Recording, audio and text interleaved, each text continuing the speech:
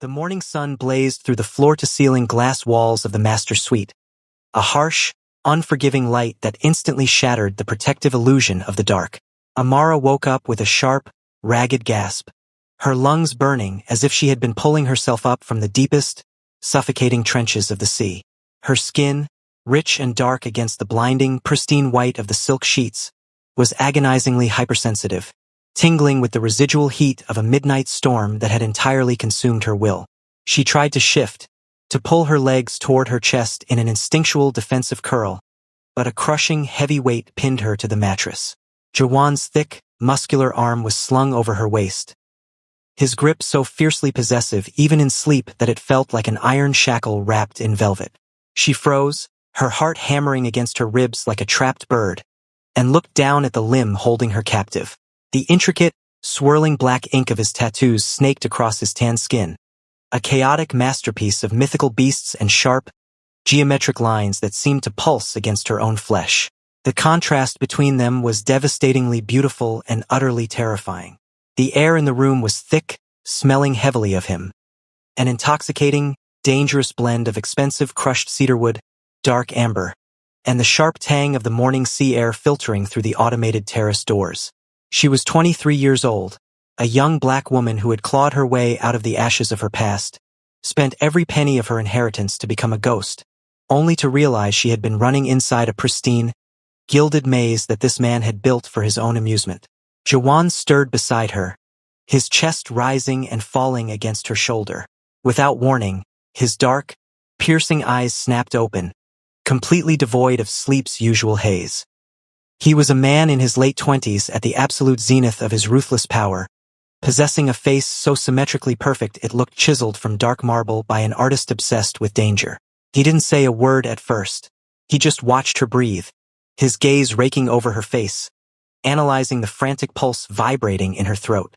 His fingers, calloused and strong, slowly trailed up her spine, sending a violent electric shiver through her entire frame. Amara's nails dug deep into the silk mattress, ripping at the expensive threads as she forced herself not to shrink away from his touch. "You are trembling, Amara," he whispered, his voice a low, gravelly vibration against the nape of her neck that made her blood run hot and cold all at once. "There is no need to run anymore. You are exactly where you belong. Your body remembers me, even if your pride refuses to admit it. Get your hands off me, Jawan," she rasped, her voice cracking, though she tried to inject every ounce of venom she possessed into the words. He didn't pull away. Instead, he leaned in closer, his lips brushing the sensitive skin just beneath her ear, his breath a warm, teasing contrast to the icy dread pooling in her stomach. He tightened his grip around her waist, pulling her flush against his solid, furnace-like chest. She could feel the hard contours of his muscles, the rigid, unyielding line of his jaw pressing into her shoulder. He was a predator who had finally cornered his prey, and he was in no hurry to finish the game. "I bought the cliffs you used to look at every morning," he murmured, his fingers tangling roughly in her dark curls, forcing her to tilt her head back to meet his gaze. "I bought the air you breathed. You thought you were free because I allowed you to taste a fraction of it. But every breath you took in that village belonged to me.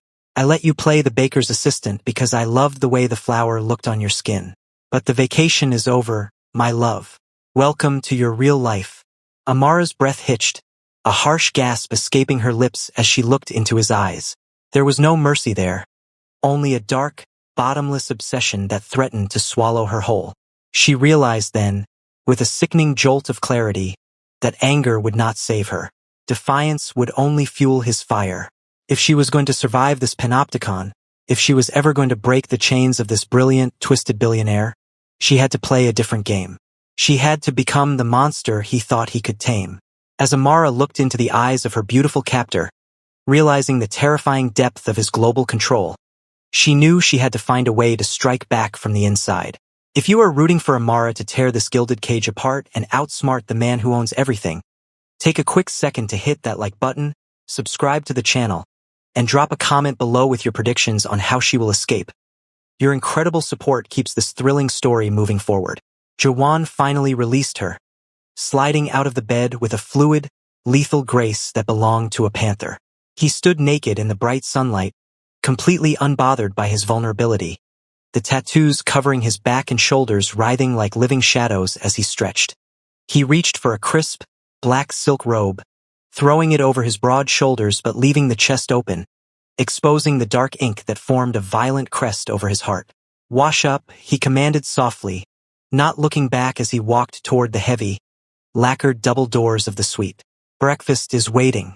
And don't think about using the terrace. The drop to the rocks below is 200 feet, and my security team is trained to catch things much heavier than a fleeing bird." The doors clicked shut, leaving Amara alone in the cavernous silence of the room. The moment he was gone, the mask of defiance dropped from her face, and her knees buckled. She slid to the floor, her hands shaking violently as she pressed them against her face. She was trapped on a private peninsula, surrounded by an army of men loyal only to a man who viewed her as his ultimate prize. She walked over to the massive mirrored vanity, staring at her reflection. Her eyes were wide, shadowed with exhaustion, but beneath the fear, a cold, hard ember of rage was beginning to spark. She had survived a fire before. She could survive Jawan Lee. She showered quickly, the hot water doing nothing to wash away the phantom sensation of his hands on her skin. In the adjoining dressing room, she found a wardrobe filled entirely with clothes in her exact measurements. Luxurious silk dresses, tailored trousers, and soft cashmere sweaters, all in shades of deep emerald, rich gold, and midnight black.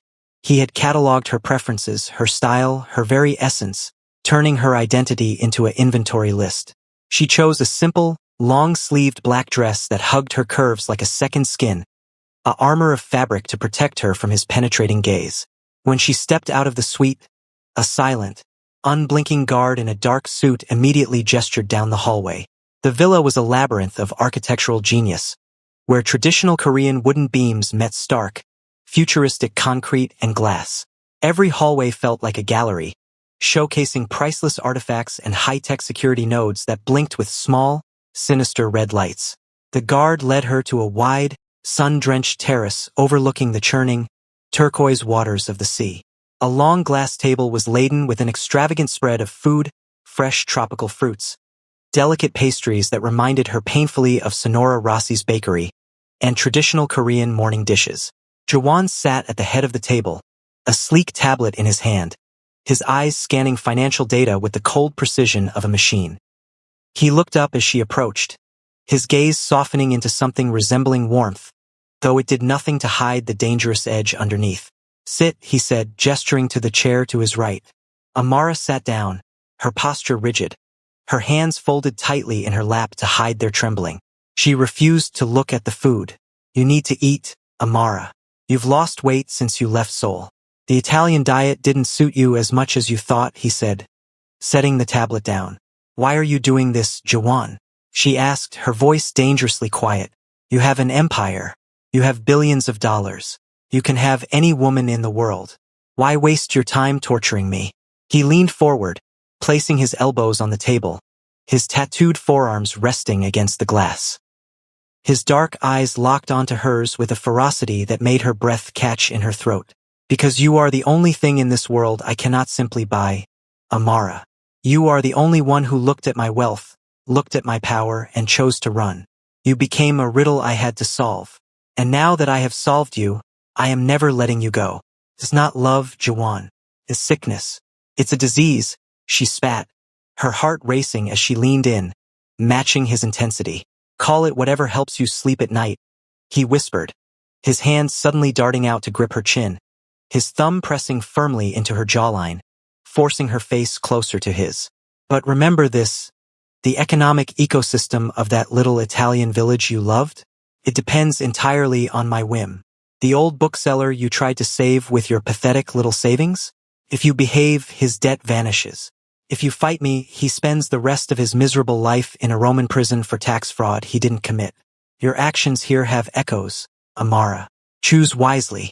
The sheer ruthlessness of his words felt like a physical blow. Her eyes stung with unshed tears of frustration and fury, her labored breathing the only sound breaking the steady crash of the waves below. He was holding the lives of innocent people over her head like a guillotine. "You're a monster," she breathed, her voice shaking with raw, unchecked emotion. I am your monster, he corrected, a slow, predatory smile spreading across his handsome face. He released her chin, tapping his fingers against the table. Now eat. We have a long day ahead of us. I want to show you the rest of your kingdom. For the next 3 days, Amara lived in a waking nightmare of forced luxury. Jawan paraded her through the sprawling estate, showing her the private docks, the high-tech subterranean server rooms that monitored his global interests, and the immaculate gardens where exotic flowers bloomed under artificial climates. He treated her like a queen, draping expensive diamonds around her neck, presenting her with rare first-edition novels she had once mentioned in passing years ago, and seating her at his side during hushed, high-stakes digital conferences with international tech moguls. But every gesture was a reminder of her captivity. Every luxury was a bar of the cage. But Amara was not just despairing. She was observing. During the long hours he spent working in his private study, she studied the security patrols. She noticed that the guards rotated every 4 hours on the dot. She noticed that the biometric locks on the subterranean server rooms required Jawan's unique fingerprint. But the main security office bypassed its secondary protocols during the shift changes at midnight. She needed access to a terminal that wasn't monitored by his proprietary AI, the one she had discovered back in the village internet cafe. She needed to find the digital thread that connected his personal network to the outside world, a way to send a distress signal to someone, anyone who could counter his influence. On the 4th night, the psychological warfare shifted into a terrifying new gear. Jawan had been away from the villa for most of the afternoon, attending an emergency meeting in Milan. Amara sat in the dimly lit library, a heavy leather-bound book open on her lap, though she hadn't read a single line. The silence of the villa was oppressive, a heavy shroud that made every shadow look like a threat. Suddenly, the lights in the library flickered and died, plunging the room into absolute darkness. Amara froze, her breath catching in her throat, her fingers gripping the edges of the book so tightly her knuckles ached. Jawan, she called out into the dark, her voice trembling. There was no answer, only the sound of her own frantic, shallow breathing. Then, the massive projector screen on the far wall hummed to life, casting a ghostly blue glow across the room. Amara's stomach plummeted as an image began to render on the screen. It was a live video feed, but it wasn't of the villa.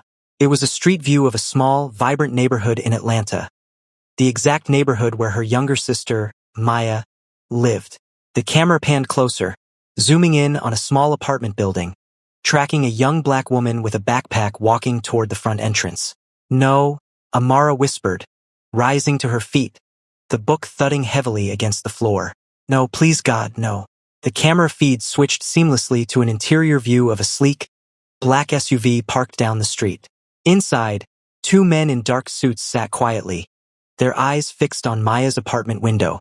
On the dashboard of the SUV, a digital timer was ticking down from 60 minutes. A shadow moved in the doorway of the library, and Amara spun around, her heart leaping into her throat. Jawan stood there, the ambient blue light from the screen etching the sharp angles of his face in terrifying clarity. He held a glass of dark amber whiskey in one hand, his sleeves rolled up to reveal the heavy ink crawling up his forearms. She's very pretty, Amara, Jawan said, his voice a low, casual purr as he took a sip of his drink. She looks just like you. A bit more reckless, perhaps. She doesn't look before she crosses the street. It's a dangerous habit in a city like Atlanta. You stay away from her. Amara shrieked, flying across the room, her grief and fury erupting into a physical frenzy. She threw herself at him, her fists raining down on his chest, her nails clawing at the fabric of his shirt, trying to tear through to the skin beneath. You monster. She has nothing to do with this. Leave her alone. Jawan didn't flinch. He absorbed the blows, his body a solid, immovable wall against her desperate assault. He set his glass down on a nearby table with an eerie calmness, then caught her wrists in a vice-like grip, pinning them against his chest. Amara struggled violently, her breath coming in ragged, sobbing gasps, her face inches from his.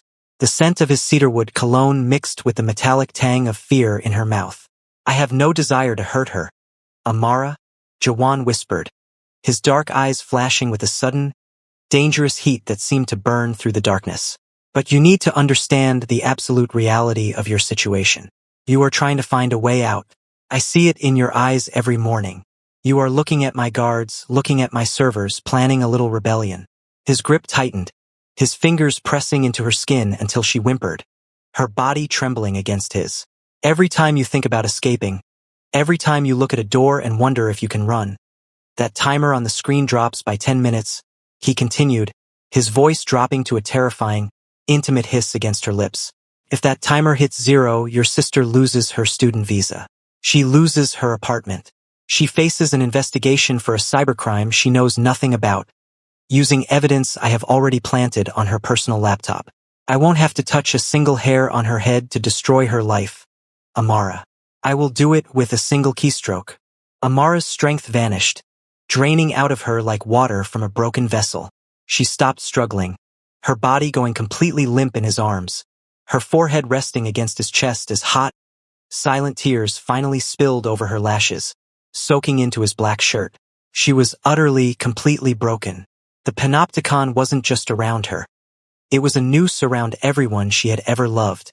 Please, she sobbed, her voice a broken, pathetic shadow of its former defiance. Please, Jawan, don't hurt her. I'll do whatever you want. I'll stop. I'll stay. Just don't hurt her. Jawan let out a soft, satisfied sigh, his arms wrapping around her waist, lifting her slightly so her feet barely touched the floor. He held her tight, pressing his face into her hair, inhaling deeply as if she were a drug he had been starved of for a lifetime. That is all I wanted to hear, my love, he murmured, his voice laced with a dark, terrifying tenderness. I don't want to punish you. I want to protect you. I want to give you the world. But you must surrender. Completely.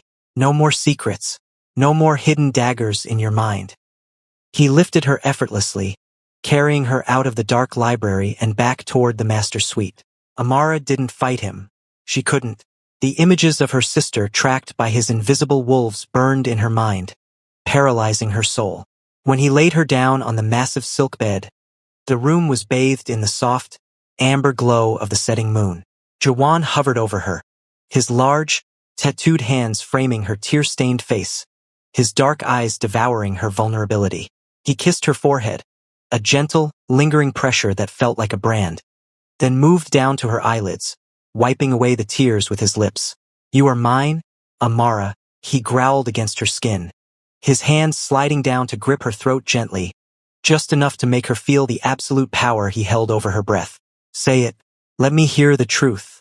I am yours, she whispered, the words tasting like ash in her mouth, her eyes closing as a shuddering gasp escaped her lips. The world melted away as they surrendered to the moonlit darkness, the raw, suffocating intensity of his obsession locking her into a reality from which there was no awakening. The next morning, sunlight poured through the sheer curtains, painting long gold streaks across the room. Amara woke up tangled in his white silk sheets, her body aching with a deep, systemic exhaustion, her mind numb. Jawan's heavy arm was draped protectively over her waist, his chest pressed firmly against her back, his steady heartbeat a mocking rhythm in the silence. She lay perfectly still, staring at the wall, counting the seconds just as he had boasted he knew she did. 4 minutes and 22 seconds. But as she stared at the blank white wall, the numbness in her mind began to recede, replaced by a cold, crystalline clarity. She had said the words. She had submitted. And in doing so, she had given him exactly what he wanted. The illusion of victory. Jawan Lee was a genius, a billionaire, a god of the digital age, but he was blinded by his own arrogance. He believed his power was absolute because she had broken. He didn't understand that a woman who had already lost everything once had nothing left to fear but total erasure. She wasn't going to run. Running was a coward's game and it had failed. If Jawan had built a world for her, then she would learn how to master it. She would use the very tools of his obsession to dismantle his empire brick by brick, even if she had to burn herself alive in the process to ensure he went down with her. The real game hadn't ended. It had just changed venues, and for the first time in 3 months, Amara smiled. A tiny, invisible, razor-sharp curl of her lips against the silk pillow. The shifting of Jawan's weight next to her was the only warning she received before his gaze burned into the side of her face. Amara didn't flinch this time. She deliberately turned her head, forcing her eyes to meet his dark, analytical stare. The morning light caught the sharp, predatory curve of his cheekbones and the dark ink of a coiled viper that crawled up his throat, disappearing beneath his jawline. For the first time in months, she did not look at him with fear or disgust. Instead, she let her expression soften into a mask of weary, absolute surrender, allowing a heavy, deliberate sigh to escape her parted lips. Jawan's eyes narrowed slightly, a microscopic flicker of suspicion crossing his features before it was instantly consumed by the profound satisfaction of a conqueror seeing his prize finally break. He reached out, his thick, tattooed fingers trailing a slow, burning path down the curve of her cheek, his thumb brushing against her lower lip with a pressure that was both a caress and a command. "You look different today, Amara," he murmured, his voice a low, gravelly rumble that vibrated against the silk pillows. "The fire in you has gone quiet. Have you finally realized that fighting the ocean is a fool's errand?" Amara let out a shallow, trembling breath, her fingers reaching up to slowly, tentatively touch the heavy ink on his forearm, feeling the rigid, warm muscles beneath his skin. The scent of his cedarwood and amber cologne was intoxicating, filling her senses until her head spun. "I realized that you meant what you said, Jawan," she whispered, her voice laced with a carefully manufactured vulnerability that made her heart race with the sheer danger of the lie. "You own the village. You own the world I tried to build. If I am to live in a gilded cage, I might as well understand the mechanics of the bars. You said you wanted a queen, not a prisoner. Show me the empire." A dark, dangerous spark ignited in Jawan's eyes. He pinned her to the mattress, his massive frame hovering over her, his chest a solid wall of heat that crushed the remaining air from her lungs. His breath was hot against her skin as his lips brushed her jawline, his teeth grazing her skin just enough to leave a stinging reminder of his dominance. The sheer intensity of his physical presence was suffocating, a whirlwind of sensory overload that made her nails dig involuntarily into the muscle of his shoulders.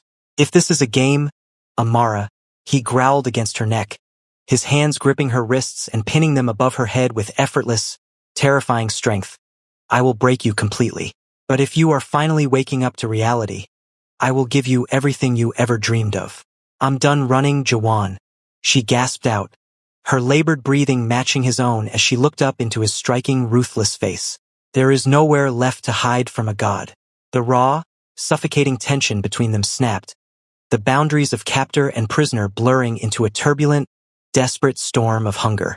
The world completely melted away as they surrendered to the blinding, sunlit chaos of the morning, their bodies locking together in a silent, furious battle of wills that left no room for thought or sanity.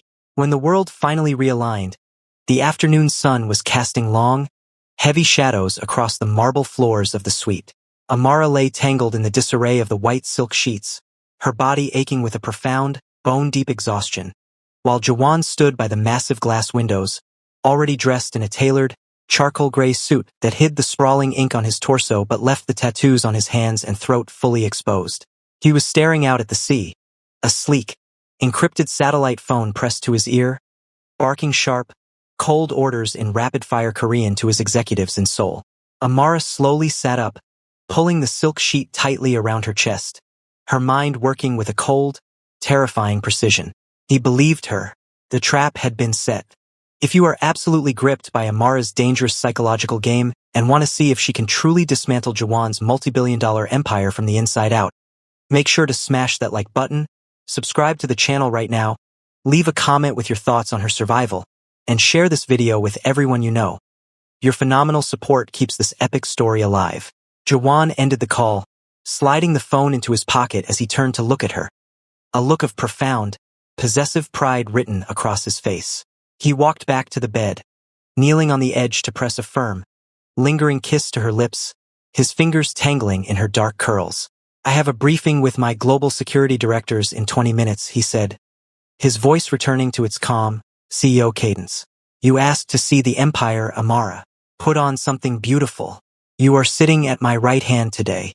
10 minutes later, Amara stepped out of the dressing room wearing a stunning, structured emerald green silk dress that contrasted beautifully with her deep complexion. The dress was elegant, but the fabric was thick, acting as a physical shield against the world she was about to enter. Jawan offered his arm, and she took it, her fingers resting lightly on the expensive fabric of his sleeve, feeling the subtle tension in his muscles as he led her down into the subterranean levels of the fortress. They descended via a private glass elevator into a state-of-the-art command center that looked like something out of a military intelligence agency. Massive, curved LED screens lined the walls, displaying real-time data streams, global shipping routes, and live satellite feeds from dozens of countries. A dozen analysts in crisp uniforms stood up instantly as Jawan entered, bowing deeply in unison. Jawan didn't acknowledge them. He led Amara to a massive glass conference table in the center of the room, pulling out the heavy leather chair immediately to his right. "Sit," he commanded softly. As the briefing began, Amara forced her breathing to remain slow and steady, though her heart was pounding a frantic rhythm against her ribs. The analysts began projecting data onto the central screens. They were discussing a hostile takeover of a European logistics conglomerate, a move that would give Jawan's company absolute control over the digital supply chains entering the Mediterranean. She listened to the strings of code, the encryption protocols, and the server pathways they were using to mask their financial movements.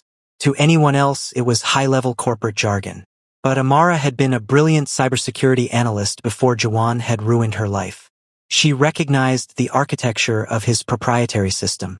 She saw the tiny, microscopic vulnerabilities in the way his secondary backup servers synced with the main mainframe in Seoul every night at 2 a.m. It was a 5-second window where the encryption keys were rotated, a fraction of time where an external payload could be injected if someone had the physical access tokens. Jawan's hand suddenly covered hers under the table, his fingers interlocking with hers, his grip tight and possessive. He wasn't even looking at her. His eyes were fixed on the data screens, his mind calculating billions of dollars in movements. Yet his physical hold on her was an instinctual reflex. He needed to feel her there. He needed to know she was contained. Amara squeezed his hand back, a subtle, deliberate movement that made Jawan's gaze snap to hers for a brief second, a dangerous, pleased smile touching his lips. She smiled back, a hollow, beautiful gesture, while her mind committed every single server address, every IP node, and every administrative credential being displayed on the screen to her permanent memory. The briefing lasted for 2 grueling hours. By the time the analysts bowed and filed out of the room, the air in the command center felt heavy, thick with the scent of ozone and the underlying tension of global domination. Jawan stood up, stretching his neck, the movement pulling his collar tight against the dark ink of the viper on his throat. "You handled that well," he said, walking behind her chair and placing his large hands on her shoulders, his thumbs massaging the tight muscles of her neck. "Most people would have been bored or intimidated, but you were watching everything. It's fascinating, Jawan," she said, tilting her head back to look up at him, her fingers reaching up to grip his hands. "You really do see everything, don't you?" "Almost everything," he whispered, leaning down so his lips brushed her ear, his voice dropping to a dangerous, intimate purr. "But my favorite view will always be you. Tonight, I am hosting a private dinner on the yacht. Just the 2 of us. I want to celebrate your return to my side." Amara felt a cold shiver run down her spine, but she forced herself to lean into his touch, her eyes locking onto a small, flashing blue light on the primary server rack across the room. The administrative token was housed there. She just needed one moment alone in this room. One moment to change the course of her destiny. "I would love that, Jawan," she breathed, her voice a desperate, seductive whisper that sent a visible jolt of desire through his frame.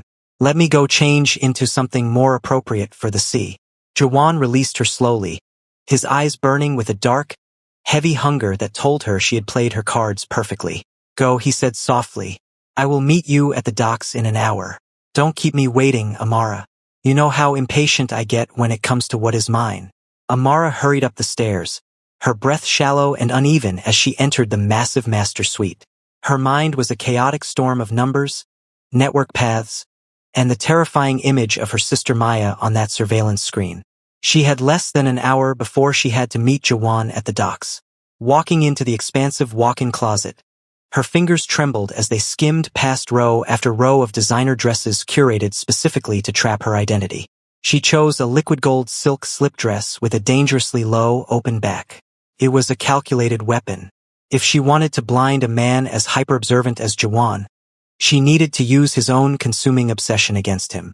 She slid into the dress, the cold fabric doing nothing to soothe the burning heat radiating from her skin. She applied a dark, bold lipstick, staring at her reflection until her eyes hardened into polished flint.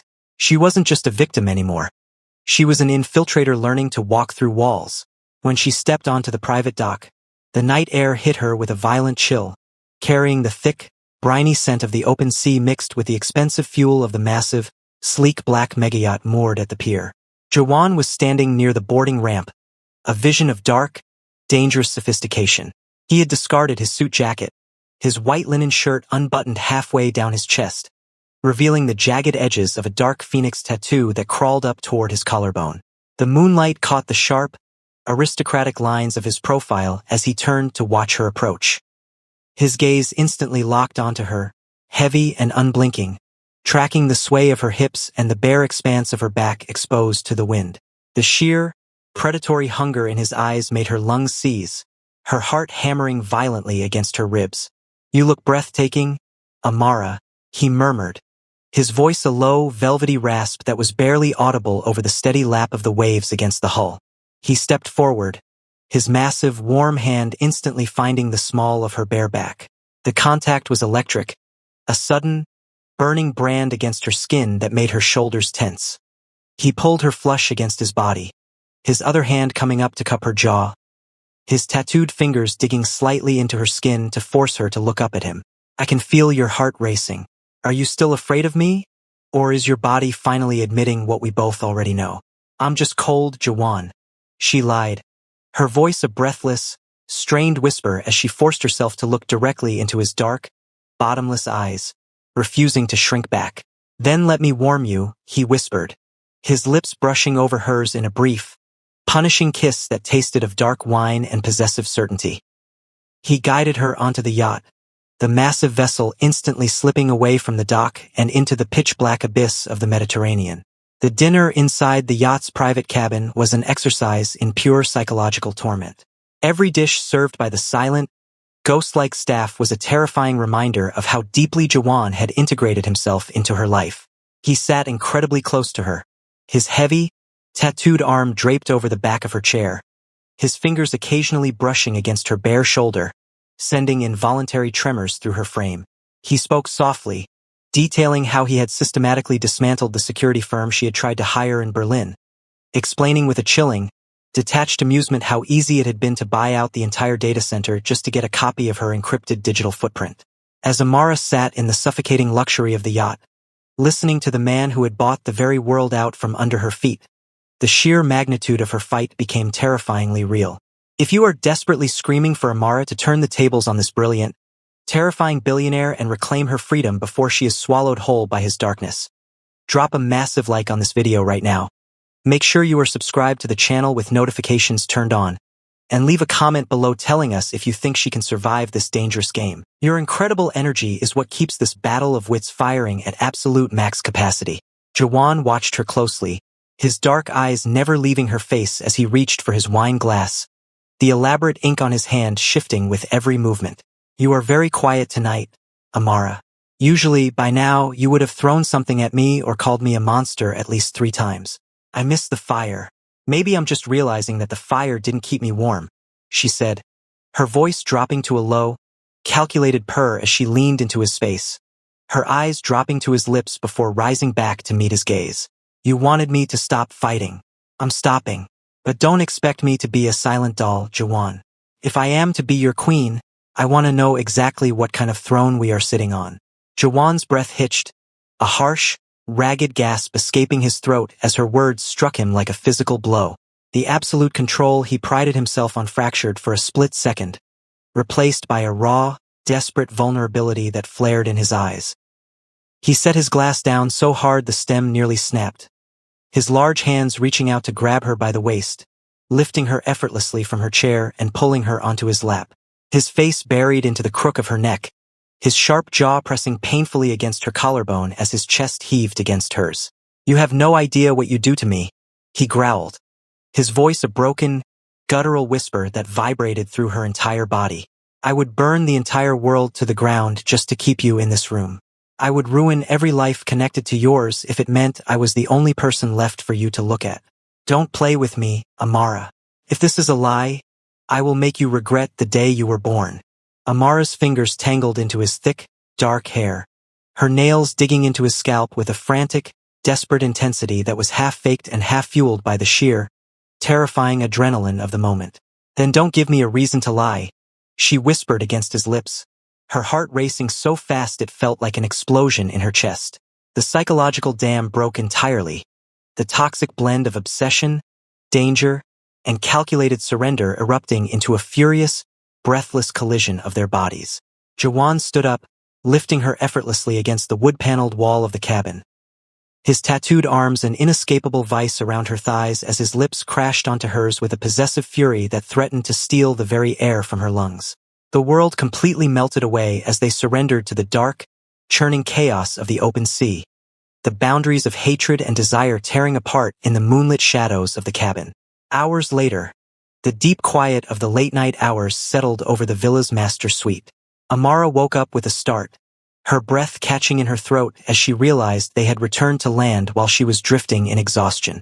She was tangled deep in Jawan's white silk sheets, her body aching with a profound, heavy fatigue, the lingering scent of his cedarwood cologne thick in the air around her. She turned her head slowly. Jawan's side of the bed was empty, the sheets cold, but a single, sleek black smartphone lay on his bedside table, glowing silently with a soft blue light. She glanced at the automated clock on the wall, realizing with a sudden jolt of pure adrenaline that the deep night server rotation was less than 15 minutes away. This was her only window. She slipped out of the bed, her bare feet making no sound against the cold marble floor. Her heart hammered wildly against her ribs as she grabbed Jawan's silk robe, throwing it over her shoulders. She crept toward the heavy bedroom doors, her eyes wide in the darkness, knowing that a single misstep would destroy not just her life, but her sister's entire future. She opened the door a fraction of an inch, peering into the long, shadow-drenched hallway where the automated security nodes pulsed with their sinister, rhythmic red glare. The countdown had begun. Amara's bare feet made no sound against the freezing marble floor as she slipped out of the master suite, her heart hammering a frantic, erratic rhythm against her ribs. The heavy weight of Jawan's custom, encrypted smartphone was clutched tightly in her trembling fingers, its cold metal casing a stark contrast to the burning heat radiating from her skin. She kept her eyes fixed on the long, shadow-drenched corridor, where the automated security nodes cast a rhythmic, sinister red glow over the minimalist concrete walls. She knew she had less than 10 minutes before the subterranean mainframe initiated its deep night cryptographic rotation. A fleeting 5-second window where the entire global network's defense keys would be vulnerable to a direct, localized bypass. Her breathing was shallow and labored, each gasp feeling like a betrayal in the absolute silence of the sleeping fortress. She bypassed the main elevator entirely, knowing its movement would log an anomaly on Jawan's personal tablet, and instead ducked into the narrow, unlit concrete stairwell that descended into the belly of the peninsula. The air grew progressively colder with every step she took, heavy with the scent of raw ozone and the deep, industrial hum of cooling fans that sounded like a dormant beast breathing beneath the earth. Amara pulled Jawan's black silk robe tighter around her body, her nails digging into the luxurious fabric to stop her hands from shaking. She reached the heavy glass doors of the primary command center, her reflection staring back at her. A young black woman pale with terror but carrying an expression of absolute, lethal focus. Using Jawan's active smartphone, she pressed the device against the secondary proximity scanner. The terminal chirped softly, the light shifting from a hostile crimson to an inviting, deep blue as the biometric protocols recognized the administrative access signature of the billionaire himself.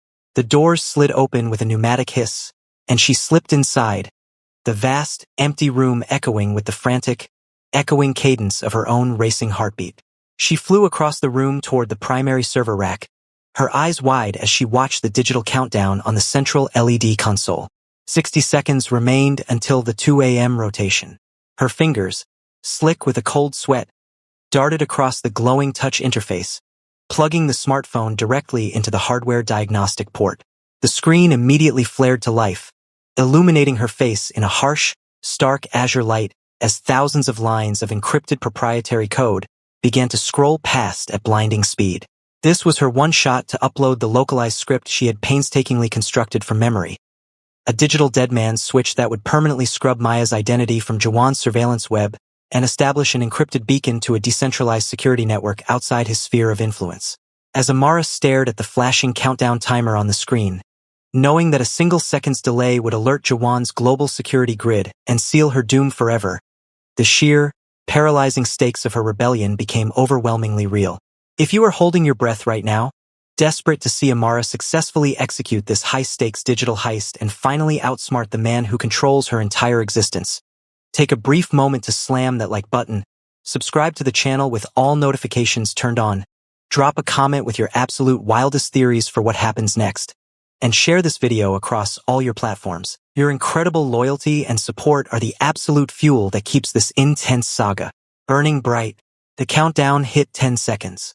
9, 8. Amara's breath hitched, a sharp, ragged gasp escaping her lips as she initiated the payload sequence. The progress bar flashed onto the terminal. 20%, 40%, 60%. The server fans suddenly roared to life with a deafening, metallic whine, the keys rotating in a violent cascade of shifting binary numbers. 80%, 90%. Suddenly, the blinding overhead fluorescent lights of the command center snapped on all at once, flooding the room in a harsh, unforgiving glare that caused Amara to scream, shielding her eyes from the sudden brightness. The steady hum of the machinery was instantly punctuated by the slow, deliberate sound of hands clapping from the dark threshold of the elevator bay. Amara froze, her entire body turning to ice as she slowly lowered her arms, her gaze locking onto the figure stepping into the light. Jawan stood there, leaning casually against a concrete pillar, completely devoid of the warmth or tenderness he had displayed on the yacht. He was shirtless, his broad, sculpted torso glistening with a light sheen of sweat, the massive black ink of the phoenix on his chest and the intricate geometric lattices on his arms looking incredibly sharp and menacing under the bright lights. His dark, intelligent eyes were completely dead, stripped of all humanity, burning instead with an unstable, terrifying fire that made her knees buckle. He had a glass of amber liquid in his hand, swirling it slowly as he walked toward her with the slow, unhurried grace of an apex predator that had watched its prey walk directly into a trap. "You really are a masterpiece, Amara," Jawan murmured, his voice a low, gravelly vibration that seemed to shake the very foundations of the room. "Did you honestly believe I didn't know you took the phone? Did you truly think that a liquid gold dress and a few desperate, breathless promises in the dark would blind a man who built the very sky you look at?" Amara backed up until her spine hit the freezing metal of the server rack, her chest heaving as she hyperventilated, her eyes darting frantically toward the progress bar, which was stubbornly stuck at 99%. "Get away from me, Jawan," she shrieked, her voice cracking with raw, unfiltered terror as he closed the distance between them. Jawan moved with a terrifying, instantaneous speed that bypassed human reflex. Before the final percentage point could click over, his massive hand slammed onto the console, tearing the smartphone from the diagnostic port with a violent, sparking rip.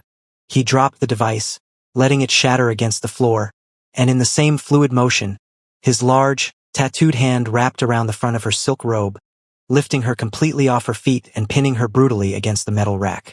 The heavy impact forced a sharp, agonizing gasp from her lungs, her fingers instantly flying up to claw desperately at his bare forearms, her nails digging deep into the dark ink of his skin as she fought for air.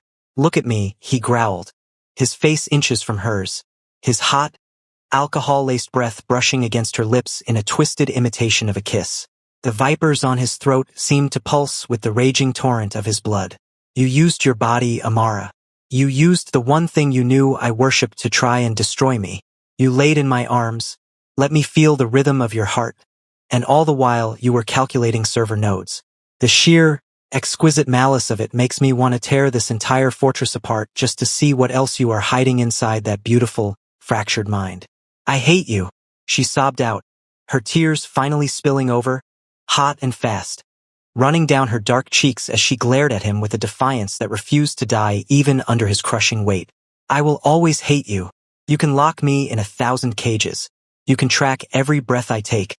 But you will never possess a single piece of my soul. I will find a way to ruin you, Jawan." I swear to God I will burn your empire to the ground. Jawan's chest heaved violently against her own, the frantic friction of their colliding heartbeats creating a suffocating, intoxicating heat in the freezing room. A slow, terrifyingly dark smile spread across his handsome features, his eyes devouring her fury, her tears, and the raw, unadulterated passion of her hatred. Then burn it, he whispered, his voice dropping to a ragged, broken purr that vibrated directly against her mouth. Burn all of it, Amara. But you will burn with me. You just proved you are the only woman on this earth worthy of standing beside me. You fought me in my own sanctuary, and you almost won. I don't want your submission anymore, my love. I want your war. His large hands suddenly slid up from her robe, his thick fingers tangling roughly in her dark curls, forcing her head back as his lips crashed down onto hers with a violent, possessive fury that completely obliterated her remaining strength.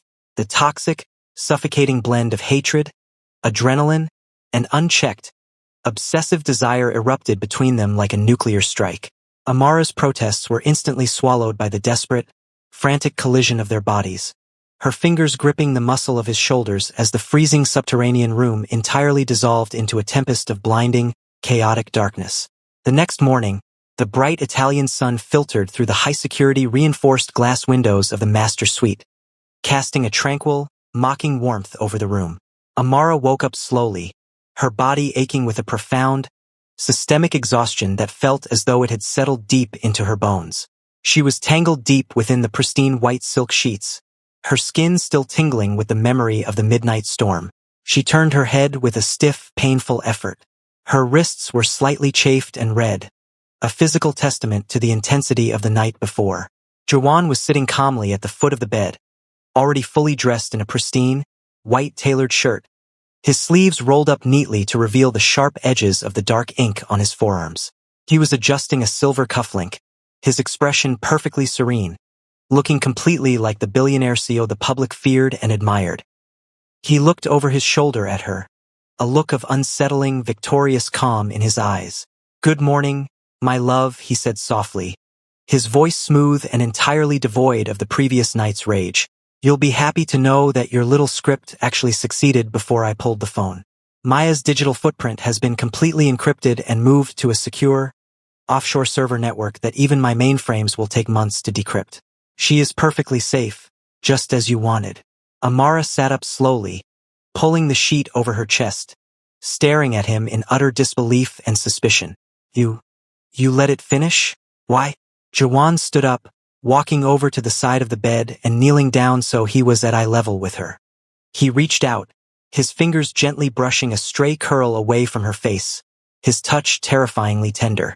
"Because now you have no reason to look at the sky anymore, Amara. You don't have to look at a surveillance screen to wonder if your sister is safe. I gave you her freedom. In exchange, your focus belongs entirely to me. You are no longer running for her. You are here because this is our arena. The payload didn't free you, my love. It just ensured that the only person left for you to fight, the only person left for you to think about every single second of your life, is me. Welcome to the real game." Amara absorbed his words like a physical blow to the chest, her breath stuttering in her throat as she stared at the terrifyingly handsome man kneeling beside her. The sheer brilliance of his cruelty was breathtaking. By freeing Maya from his own crosshairs, he hadn't shown mercy. He had cut the final cord connecting her to the outside world, pulling her deeper into his orbit until he was the only gravity she had left. Her fingers tightened around the edges of the white silk sheet, her nails digging into the fabric until her hands shook with a volatile mix of profound relief and suffocating despair. The scent of him, that pervasive, intoxicating blend of dark amber and crisp cedarwood, seemed to fill every corner of her mind, leaving her completely exposed to his penetrating gaze. Jawan watched her intently, his dark eyes tracing the frantic movement of her collarbone as she struggled to find her footing in this new reality, his tattooed fingers resting lightly on her knee with an unyielding, possessive heat. "I didn't think you had it in you to be generous, Jawan," she whispered, her voice a low, raspy tremor that betrayed the raw exhaustion tearing through her soul. "Generosity has nothing to do with it, Amara," he murmured, his voice dropping to a gravelly, intimate purr as he slid closer, his massive frame eclipsing the morning light. I simply removed the distraction. I want you focused entirely on me. Every breath, every thought, every single heartbeat. I want the fire you used to protect her turned completely on me. He leaned forward, his lips brushing against her temple, his sharp jawline grazing her skin with a deliberate, slow intensity that made her entire body stiffen. Amara felt a dangerous, familiar heat blooming beneath her skin, a systemic reaction to his proximity that she loathed herself for experiencing. She forced her eyes to close, her labored breathing the only sound breaking the heavy silence of the master suite. If Maya was safe, the rules of her survival had completely changed. She no longer had to play the desperate fugitive. She could become the shadow within his own empire. She reached up, her trembling fingers wrapping around his wrist, feeling the heavy pulse vibrating beneath the intricate, dark ink of the coiled snakes that adorned his skin. If you are completely spellbound by Amara's transformation from a helpless prisoner into a brilliant, dangerous player in Jawan's empire, and you are dying to see if she can truly dismantle his legacy from within, make sure to hit that like button, subscribe to the channel right this second, drop a comment with your predictions for her next move, and share this video with every thriller lover you know. Your unbelievable support keeps this fierce battle going. Jawan's breath hitched at her touch, a sudden, ragged gasp escaping his lips as he felt the deliberate pressure of her fingers against his skin.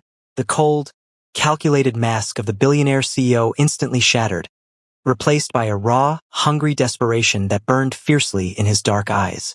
He gripped her by the waist, his massive hands pulling her flush against his chest with a force that knocked the air from her lungs. His lips found hers in a sudden, punishing collision of teeth and heat, a possessive torrent that demanded absolute surrender. The world completely melted away as they surrendered to the blinding, turbulent chaos of their shared madness. The thin line between hatred and obsessive passion obliterating entirely in the sunlit silence of the room. The next morning, a heavy, gray fog rolled in from the Tyrrhenian Sea, swallowing the cliffs of the villa in a ghostly shroud. Amara woke up tangled deep in the disarray of the white silk sheets, her body aching with a profound, heavy fatigue, her skin still warm from the residual heat of his touch. Jawan's side of the bed was empty, but the scent of his expensive cologne lingered on the pillow beside her like a permanent phantom. She sat up slowly, her mind working with a cold, terrifying precision. She was no longer a victim trapped in a panopticon. She was a ghost who had finally been given a seat at the table, and she would make sure Jawan Lee regretted the day he decided to play with fire. She dressed in a sharp, tailored black blazer and matching trousers, a stark contrast to the soft, fluid silks he had chosen for her. When she descended into the main dining room, Jawan was already there, staring at a massive holographic display projecting international stock tickers and corporate acquisition files. He looked up, his eyes softening into a look of profound, possessive pride as he took in her new, hardened appearance. "We leave for Seoul tonight, Amara," he said, his voice returning to its smooth, unyielding cadence as he walked toward her, his tattooed hands reaching out to pull her into his space. "The global board needs to meet the woman who almost brought down my security grid. Let them see the queen I've chosen." Amara leaned into his touch, her eyes locking onto the corporate data reflecting in the glass windows behind him, her heart beating a steady, lethal rhythm. "I'm ready, Jawan," she whispered against his lips, her voice a chillingly beautiful promise of the storm to come. "Let's go home." The private airstrip in Naples was bathed in a thick, wet downpour by the time Jawan's armored convoy arrived, the tires splashing violently against the slick asphalt. Amara sat in the back of the darkened luxury sedan, her face turned toward the rain-streaked window, watching the silhouette of the massive Gulfstream jet waiting on the tarmac like a sleek, metallic predatory bird. Jawan's presence beside her was a constant, suffocating weight, the heat radiating from his massive body cutting through the chilled air conditioning of the vehicle. His hand was resting heavily on her thigh, his long, tattooed fingers tapping an erratic rhythm against the dark fabric of her trousers, a subconscious reminder that even in transit, she was firmly within his grasp. She could smell the familiar, dangerous scent of his crushed cedarwood cologne mixed with the metallic tang of rain-soaked tarmac, a sensory combination that had become the background track to her captivity. When the car door opened, Jawan didn't let her step out into the rain alone. He shielded her with his own body, his large arm wrapping around her waist, lifting her slightly as he navigated the wet steps of the jet. The wind tore at her hair, but his grip was unyielding, an iron shackle cloaked in protective warmth. Inside the cabin, the luxury was staggering. Hand-stitched cream leather, dark mahogany panels, and state-of-the-art digital interfaces built into every surface.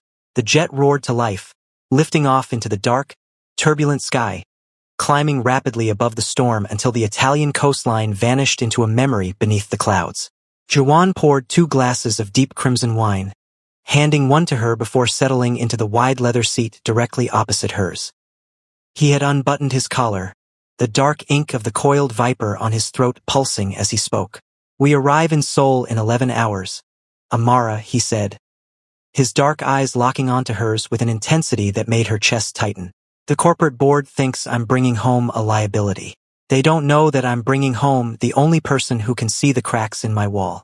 I've given you full access to the primary logistical network for our Asian markets. Show me where the vulnerabilities are. Prove to them why you belong at my right hand." Amara took a slow sip of the wine, its bitter warmth coating her throat as she looked back at him, her mind clicking into place like a lethal algorithm. He was handing her the keys to his kingdom because his own arrogance convinced him that her hatred had been channeled into a desire for shared power.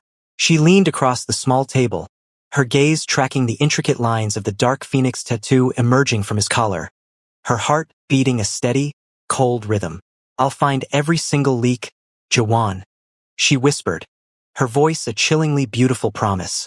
"I'll make sure your system is completely ironclad. So ironclad that nothing can get out, and nothing can get in." As Amara looks directly into the eyes of her brilliant, obsessive captor, preparing to step onto his home turf in Seoul and turn his own global corporate empire into a weapon of mass destruction against him. Stop what you are doing right now and hit that like button, subscribe to the channel, turn on all notifications, and leave a comment below sharing how you think this high-stakes game of psychological chess will end. Your phenomenal energy keeps this story driving forward. Jawan's chest heaved, a sharp, ragged gasp escaping his throat at the sheer cold determination radiating from her face. The corporate titan was entirely gone, replaced by a man hopelessly, fatally addicted to the danger she represented. He stood up, the movement fluid and sudden, and reached across the cabin to grab her by the waist, lifting her out of her seat with a force that sent her wine glass shattering against the floor. He pinned her against the mahogany bulkhead of the private cabin, his massive hands tangling into her dark hair, forcing her face up to meet his. His dark eyes burned with an unstable, terrifying fire as his lips brushed against her jawline, his breathing heavy and labored against her skin. "You are a beautiful, lethal little liar, Amara," he growled against her mouth, his tattooed forearms locking her in place like bands of solid steel. "I can feel your heart racing against my chest. You are planning to tear my world apart, aren't you? Go ahead. Try it. Every trap you set will only make me wrap my chains tighter around you." Amara's nails dug deep into the expensive fabric of his white linen shirt, her fingers clawing at his chest as she pulled him closer, a hysterical, adrenaline-fueled laugh bubbling up in her throat. "Then don't look away for a single second, Jawan," she breathed, her lips brushing his as she surrendered to the suffocating heat of his embrace.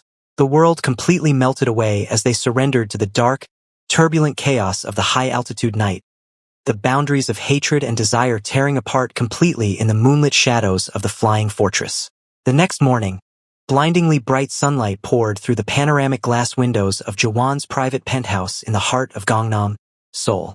Amara woke up with a sharp gasp, her body aching with a profound, systemic exhaustion that felt as though it had settled permanently into her bones. The double doors of the penthouse swung open, and Jawan was already waiting for her in the private elevator lobby, flanked by 4 hulking security operatives who bowed the moment Amara appeared. Jawan looked spectacular and terrifying, wearing a 3-piece charcoal pinstripe suit that fit his broad-shouldered, athletic frame perfectly, though he had deliberately left the top 2 buttons of his shirt undone, allowing the dark tail of the phoenix tattoo to peek above his collar. The intricate black ink on his hands and wrists contrasted sharply with the expensive silver watch gleaming on his wrist. As the elevator descended rapidly toward the underground garage, he didn't say a word, but his large, warm hand clamped around her waist, pulling her flush against his side with a bruising force that made her gasp softly. The scent of his signature cedarwood and dark amber cologne filled the enclosed space, suffocating her defenses and reminding her that no matter how sharp her suit was, his physical dominance was absolute. He leaned down, his lips brushing the shell of her ear, his hot breath sending an involuntary shiver down her spine. The corporate headquarters of J1 Enterprises was a towering 80-story obelisk of black glass and steel that dominated the Seoul skyline, a monument to one man's absolute visual and digital control over the continent. When the armored limousine pulled into the executive bay, a line of senior vice presidents stood waiting in the humid morning air, their heads bowed at a perfect 90-degree angle as Jawan stepped out and guided Amara through the pristine marble lobby. Whispers rippled through the sea of employees as they took in the sight of the young black woman walking side by side with their notoriously ruthless, untouchable chairman. Jawan led her directly into the top-floor boardroom, where the traditional old-money board members sat around a massive obsidian conference table. The moment Amara took her seat at Jawan's immediate right, a suffocating, hostile tension filled the room, the older executives exchanging dark, disapproving glares at the inclusion of a foreign outsider in their most sacred financial sanctuary. Jawan noticed the subtle shifts in the room instantly, his expression hardening into an icy, lethal mask as he leaned forward, slamming his tattooed palms flat against the obsidian table with a resounding crack that made several executives flinch.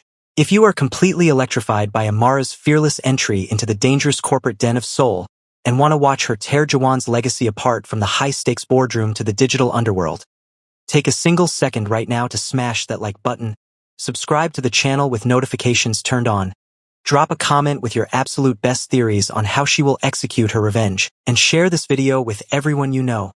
Your incredible energy keeps this thrilling. Battle of wits alive. Jawan's dark eyes swept across the boardroom, pinning every single executive to their seats with a terrifying, silent threat. This woman is the new chief of sovereign cyber architecture, Jawan announced, his voice a low, gravelly baritone that echoed off the glass walls like a physical weight. If any of you have a question regarding her authority or her place at this table, you can submit your resignation to my security detail before noon. Amara did not hesitate. She stood up, plugging her encrypted tablet directly into the boardroom's central mainframe. For the next 40 minutes, she spoke with a brilliant, razor-sharp eloquence that left the board utterly speechless, systematically dissecting the microscopic vulnerabilities in their global supply chain encryption paths and presenting a restructuring plan that would consolidate all digital access tokens directly through her terminal. She wasn't just fixing his system. She was building her own digital tunnel beneath his feet. Jawan watched her the entire time, his chest heaving with a sharp, ragged breath, his fingers gripping the edge of his leather chair so tightly his knuckles turned white as he drank in the raw, intoxicating sight of her intellect and defiance. The moment the board filed out of the room in a state of stunned compliance, Jawan slammed the heavy oak doors shut, locking them with a sharp click of his remote terminal. He turned on her like a predator that had reached its breaking point, his eyes burning with an unstable, dangerous fire that made Amara's breath catch in her throat. He crossed the room in 3 massive, predatory strides, his hands reaching out to grab her by the lapels of her crimson blazer, pinning her brutally against the massive floor-to-ceiling glass window overlooking the entire city of Seoul. The sudden impact forced a harsh gasp from her lungs, her fingers flying up to grip his wrists as she looked up into his handsome, crazed face. The sheer, suffocating heat radiating from his chest was overwhelming, the frantic friction of their racing heartbeats matching the chaotic rhythm of the city below. "You are a demon, Amara," Jawan growled, his voice a broken, guttural whisper against her lips as his tattooed forearms locked her against the glass, his breathing heavy and labored. "You stood up there and showed them exactly how to lock the world out, knowing damn well you were building a back door for yourself. The sheer, magnificent malice in your eyes drives me entirely insane. I can feel your pulse racing against my skin. You hate me so much it burns. Yet you look at my empire and you want to master it. Go ahead, take it, tear it apart if you can, but you will do it while bound to me. I will take everything from you, Jawan," she rasped out, her nails digging deep into the flesh of his wrists, her dark eyes flashing with a ferocious, beautiful rage that only fueled his obsession. "I will leave you with nothing but the ash of your own arrogance. Then let us burn together, my love," he whispered, his lips crashing onto hers with a violent, possessive fury that completely obliterated her remaining strength. The glittering neon lights of the Seoul skyline blurred into a streak of chaotic, blinding color as they completely surrendered to the dark, turbulent tempest of their shared madness. The boundaries of corporate power and primal survival tearing apart completely in the shadows of the executive suite. The next morning, the soft, muted light of a Seoul dawn filtered through the automated blinds of the Gangnam penthouse, casting long, geometric shadows across the vast bedroom. Amara woke up slowly, her body aching with a profound, systemic fatigue that felt etched into her very bones.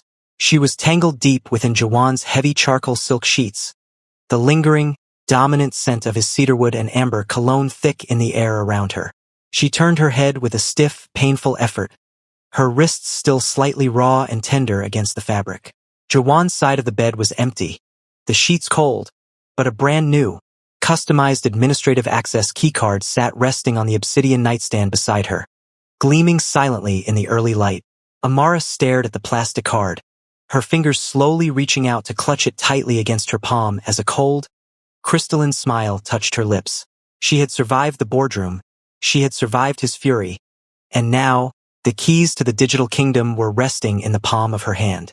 Amara clutched the administrative access keycard so tightly against her palm that the sharp plastic edges dug into her skin, leaving a deep, red crescent mark. She slipped out of the charcoal silk sheets, her bare feet touching the ice-cold marble floor as she walked purposefully toward the glass-walled bathroom. Today, the game was shifting into the shadows of the digital underworld. She dressed in a sleek, tailored sleeveless top of deep midnight blue and high-waisted trousers, completely leaving her arms bare. A silent, defiant statement that she had nothing to hide, no hidden devices, nothing but her own brilliant mind. When she arrived at the high-security 80-story J1 obelisk, she was escorted to her new executive suite, a cavernous room wrapped in polarized black glass that overlooked the Han River. Her private terminal was a masterpiece of quantum computing, blinking with a clean, azure glow. As she sat down and inserted the administrative keycard, her fingers trembled slightly over the custom glass keyboard, but she forced her breathing to slow. Standing by the doorway was Director Kong, Jawan's fiercely loyal head of internal security, a stone-faced man who watched her every micro-movement with absolute, unblinking suspicion. Amara ignored his icy glare, initializing a silent, deep system data siphon masked completely behind a routine security infrastructure update, her heart hammering a frantic, echoing rhythm against her ribs.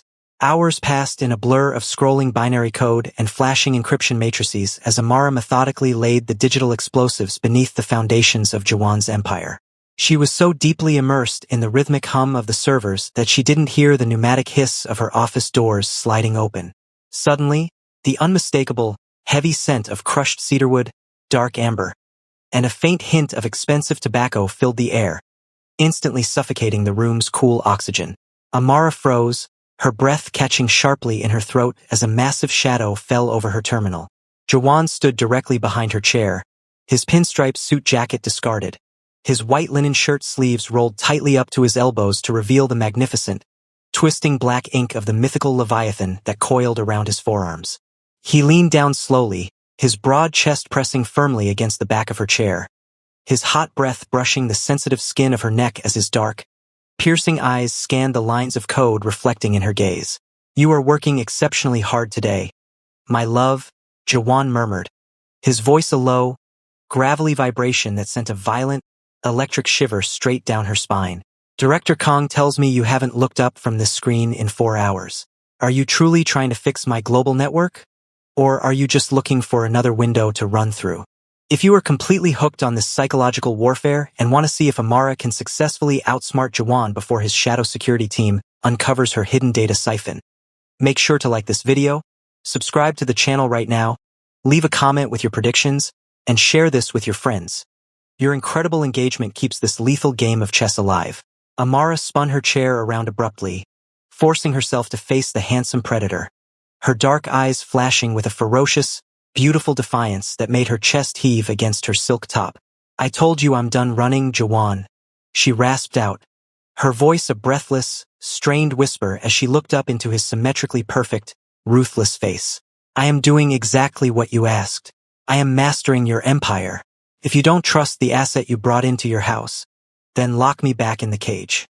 Jawan's breath hitched, a sharp, ragged gasp escaping his throat at her proximity, the cold corporate tycoon completely vaporizing in the heat of his obsession. He didn't say another word.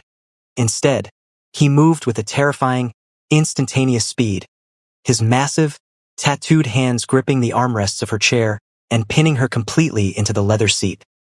He leaned in until his lips were mere millimeters from hers, his dark eyes burning with an unstable, dangerous fire that threatened to consume her whole.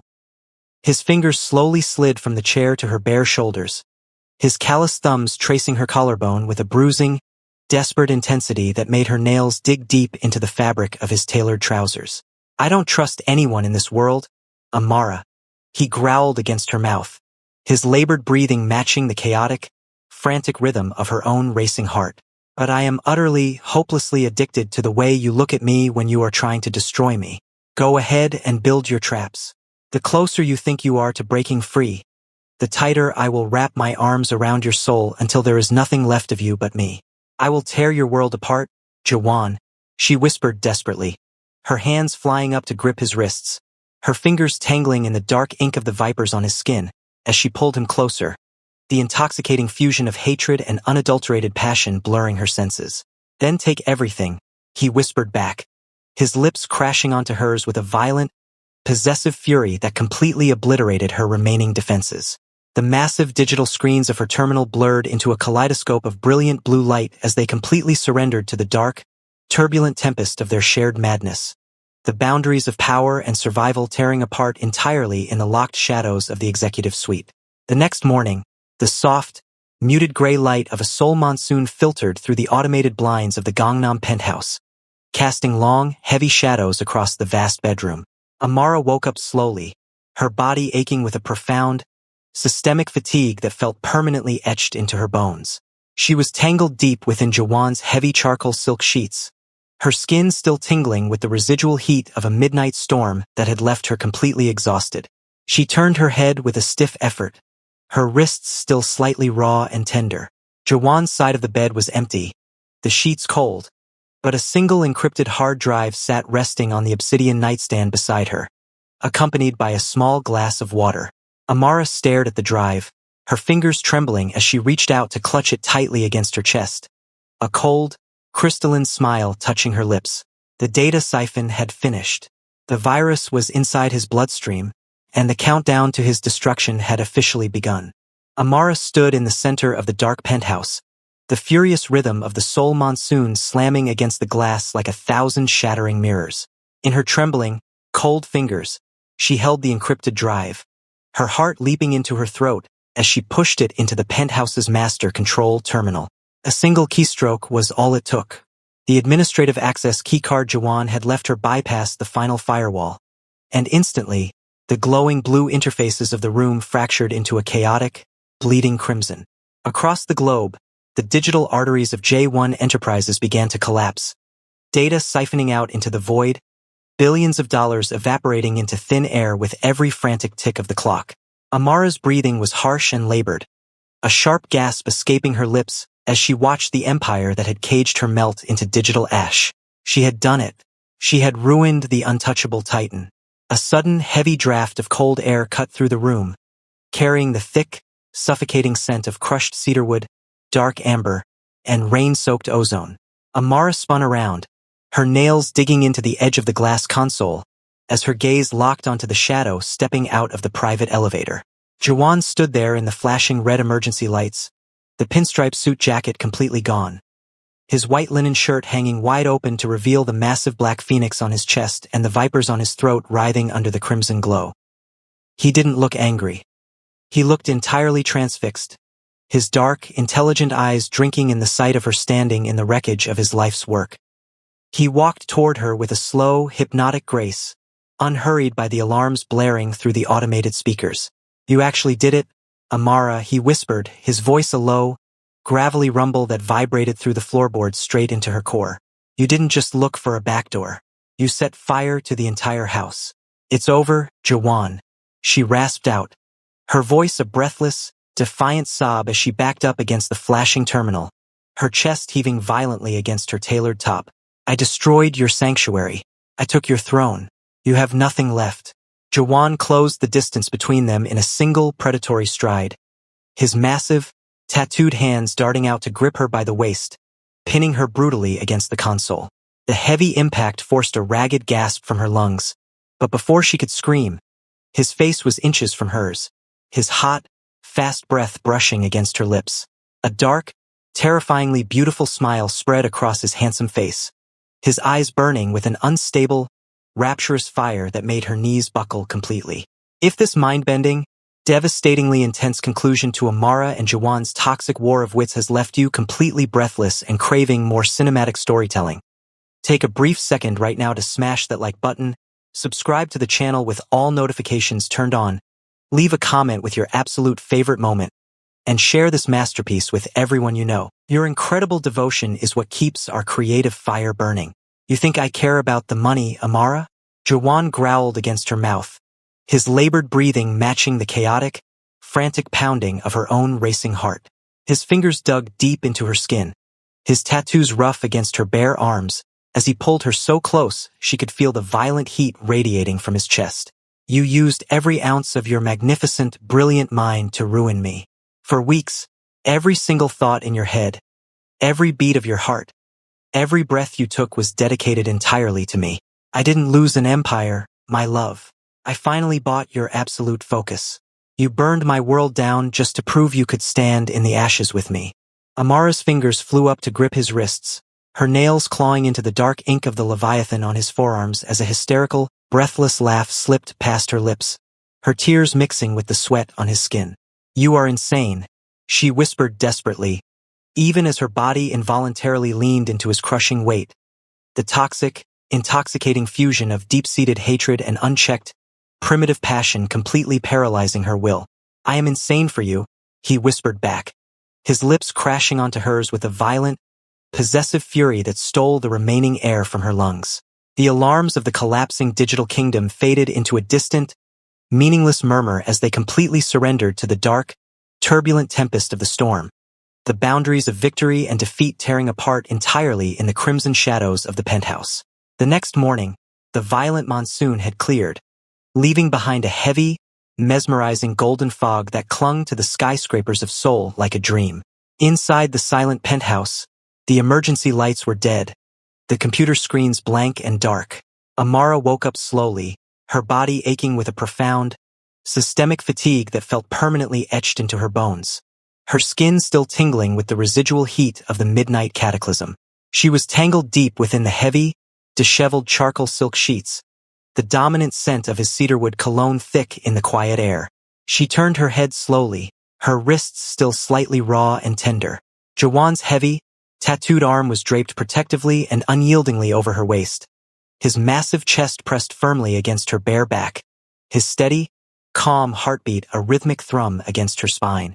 Amara stared out the floor-to-ceiling windows at the gold-drenched city below, realizing with a sudden, hauntingly beautiful clarity that she hadn't escaped the panopticon at all.